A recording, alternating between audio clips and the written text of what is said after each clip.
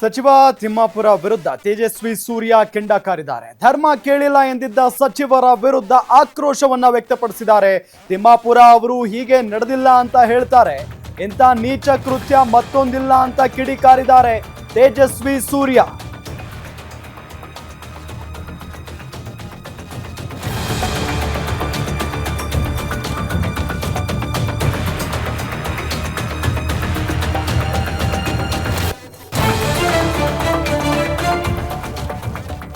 ಇಂಥ ನೀಚ ಕೃತ್ಯ ಮತ್ತೊಂದಿಲ್ಲ ಅಂತ ಕಿಡಿಕಾರಿರೋದು ಸಂಸದ ತೇಜಸ್ವಿ ಸೂರಿ.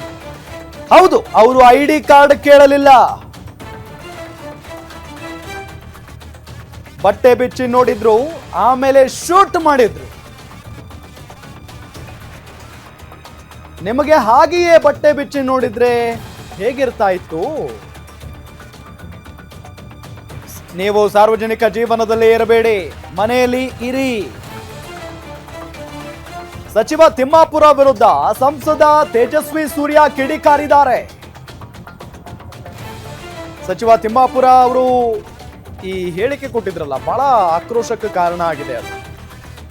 ಧರ್ಮ ಕೇಳಿಲ್ಲ, ಅವರು ಉಗ್ರರು ಧರ್ಮ ಕೇಳಿಲ್ಲ ಅಂತ ಹೇಳಿ ಮಾತನಾಡ್ಬಿಟ್ಟಿದ್ದಾರೆ ತಿಮ್ಮಾಪುರ ಅವರು. ಅದು ಹೆಂಗ್ ಮಾತನಾಡ್ತಾರೋಪ್ಪ, ಯಾಕೆಂತ ಹೇಳಿದ್ರೆ ಈಗಾಗಲೇ ತಮ್ಮವರನ್ನ ಕಳ್ಕೊಂಡಂತ ಆ ಜೀವಗಳೇನಿದಾವಲ್ಲ, ಫಾರ್ ಎಕ್ಸಾಂಪಲ್ ನಮ್ಮ ಶಿವಮೊಗ್ಗದ ಮಂಜುನಾಥ್ ಅವರನ್ನ ಕಳ್ಕೊಂಡಂತ ಅವರ ಪತ್ನಿ ಇದಾರಲ್ಲ, ಅವರೇ ಬಾಯ್ಬಿಟ್ಟು ಹೇಳಿದ್ದಾರೆ, ಧರ್ಮ ಕೇಳಿದ್ರು, ನೀನು ಹಿಂದೂನಾ ಅಂತ ಕೇಳಿ ಹೊಡೆದಾಕಿದ್ರು ಅಂತ ಹೇಳಿ. ಇನ್ ಯಾರಪ್ಪ ಹೇಳ್ಬೇಕು? ಹೋಗಿ ತಿಮ್ಮಾಪುರ ಅವರಿದ್ರ ಅಲ್ಲಿ, ಏನೋ ಸುಮ್ಮನೆ ಮಾತಾಡ್ಬಿಡ್ತಾರೆ. ಅದು ಯಾಕೆ ಮಾತನಾಡ್ತಾರೋ ಅಂತ ಅರ್ಥ ಆಗ್ತಾ ಇಲ್ಲ. ನೋಡಿ, RB ತಿಮ್ಮಾಪುರ, ನಾನು ಅವ್ರು ಯಾರದ್ದು ಹೆಸರು ತಗೊಂಡು ಮಾತನಾಡುವಂತ ಅಥವಾ ನನಗೆ ವೈಯಕ್ತಿಕವಾಗಿ ಯಾರದ್ದು ಹೆಸರು ತೆಗೆದು ಕ್ರಿಟಿಸೈಸ್ ಮಾಡುವಂತ ಇಚ್ಛೆ ನನಗಿಲ್ಲ. ಆದ್ರೆ ಇಂಥ ಒಂದು ಬ್ರೂಟಲ್ ಆಗಿರುವಂಥ ಒಂದು ಇನ್ಸಿಡೆಂಟ್ ನಡೆದಾಗ, ಭಯೋತ್ಪಾದಕರು ಡೇ ಲೈಟ್ ನಲ್ಲಿ ಪಾಯಿಂಟ್ ಬ್ಯಾಂಕ್ ನಲ್ಲಿ ಫ್ಯಾಮಿಲಿಗಳನ್ನ ಕೊಂದಾಗ,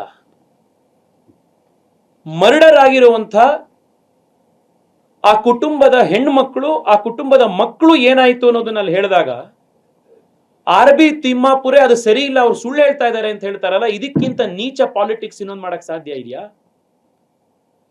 ತಿಮ್ಮಾಪುರಿ ಅವರೇ ಹೌದು, ಅವರು ID ಕಾರ್ಡ್ ನೋಡಿ ಹಿಂದೂ ಅಂತ ಪರೀಕ್ಷೆ ಮಾಡಲಿಲ್ಲ. ಆ ಸೌಜನ್ಯ ನನ್ನ ಮಕ್ಕಳಿಗಿಲ್ಲ. ಅವ್ರು ಚಡ್ಡಿ ಬಿಚ್ಚಿ ಪರೀಕ್ಷೆ ಮಾಡಿದ್ರು, ಈ ಹಿಂದೂನಾ ಅಲ್ವಾ ಅಂತ. ಬಹುಶಃ ನಿಮಗೂನು ಇದೇ ರೀತಿ ಚಡ್ಡಿ ಬಿಚ್ಚಿ ಪರೀಕ್ಷೆ ಮಾಡಿದ್ದಿದ್ರೆ ಈ ರೀತಿಯಾದಂಥ ಇನ್ಸೆನ್ಸಿಟಿವ್ ಹೇಳಿಕೆಗಳನ್ನು ನೀವು ಹೇಳಿರ್ತಿರ್ಲಿಲ್ಲ. ಸಾರ್ವಜನಿಕ ಜೀವನದಲ್ಲಿ, ರಾಜಕಾರಣದಲ್ಲಿ ಬಂದಾಗ ಯಾವ ರೀತಿ ಬಿಹೇವ್ ಮಾಡಬೇಕು ಅನ್ನುವಂಥ ಒಂದು ಕನಿಷ್ಠ ಸೌಜನ್ಯ ಕಲ್ಕೊಂಡಿರೋರು ಮಾತ್ರ ಸಾರ್ವಜನಿಕ ಜೀವನದಲ್ಲಿ ಬರಬೇಕು. ಇದೇ ಮಾತನ್ನ ನೀವು ಭರತ್ ಭೂಷಣ್ ಹೆಂಡತಿ ಎದುರುಗಡೆ, ಮಂಜುನಾಥ್ ಅವರ ಮನೆಯವರ ಎದುರುಗಡೆ ಹೋಗಿ ಹೇಳುವಂತ ಧೈರ್ಯ ನಿಮ್ಗಿದ್ಯಾ? ಈ ರೀತಿ ಮಾತನಾಡುವಂತವರಿಗೆ ಸಾರ್ವಜನಿಕ ಜೀವನದಲ್ಲಿರುವಂಥ ಮರ್ಯಾದೆ ಕೂಡ ಇಲ್ಲ, ಸಾರ್ವಜನಿಕ ಜೀವನದಲ್ಲಿರುವಂಥ ಯೋಗ್ಯತೆ ಕೂಡ ಇಲ್ಲ. ಅಂತವ್ರು ರಿಸೈನ್ ಮಾಡಿ ಅವರು ವೈಯಕ್ತಿಕ ಜೀವನಕ್ಕೆ ಹೋಗಬೇಕು.